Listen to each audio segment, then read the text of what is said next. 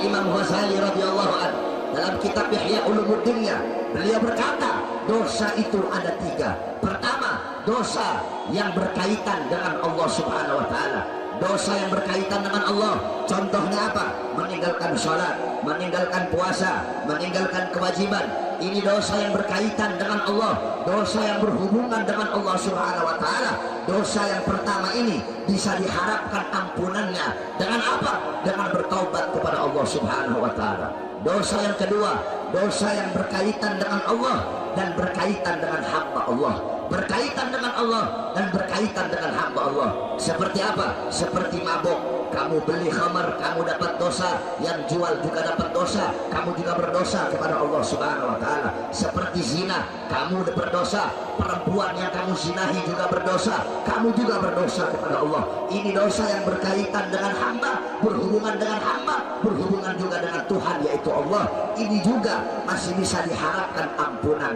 Yang ketiga, dosa yang tidak berkaitan dengan Allah, tidak berhubungan dengan Allah, tetapi berhubungan dengan hamba-hamba Allah, berhubungan dengan manusia. Dosa apa itu?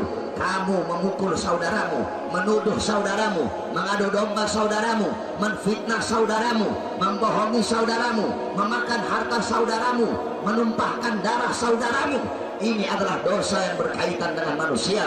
Kamu berdusta kepada sesama saudaramu, kamu berbohong, kamu fitnah dia, kamu ghibah dia. Saudara-saudara, jikalau kamu masih hidup, kamu tidak mau minta maaf kepada orang yang kamu zalimi, maka apabila orang itu meninggal dunia, kamu belum minta maaf, para ulama berkata, anak cucu itu orang tidak punya hak untuk memaafkanmu.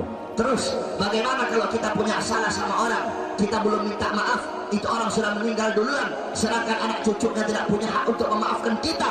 Maka perbanyak istighfar, perbanyak minta ampun, dengan harapan itu orang akan melepaskan dan merelakan kesalahan-kesalahan yang telah kita perbuat.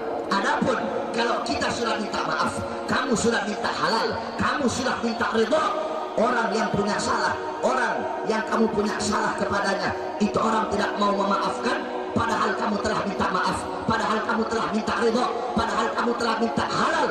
Al-Imam Ibn Ruslan berkata, maka kamu telah dimaafkan oleh Allah Subhanahu wa Ta'ala apabila kamu minta maaf, walaupun itu orang tidak memaafkan kamu.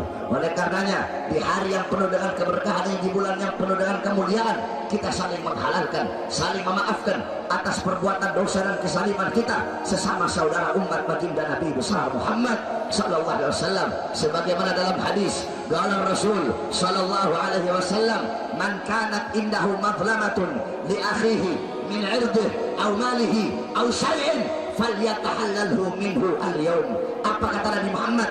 Barang siapa yang memiliki beban, yang memiliki tanggungan berbuat zalim kepada sesama saudaranya, min 'irdihi, baik yang menyangkut kehormatannya, aw malihi, atau menyangkut hartanya, aw syai'in, atau menyangkut segala sesuatu yang berkaitan dengan itu orang, falyatahallalhu minhu al-yawm, maka hendaklah minta halal darinya al-yawm, sekarang. Al-yawm, hari ini.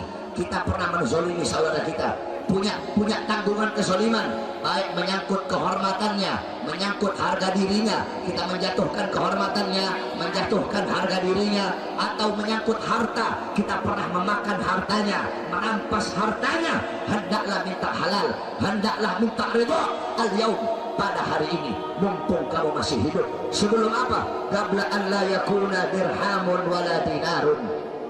Sebelum datang masa, sebelum datang waktu, sebelum datang hari yang dimana tidak lagi berlaku dinar, tidak lagi berlaku dirham, yaitu hari kiamat.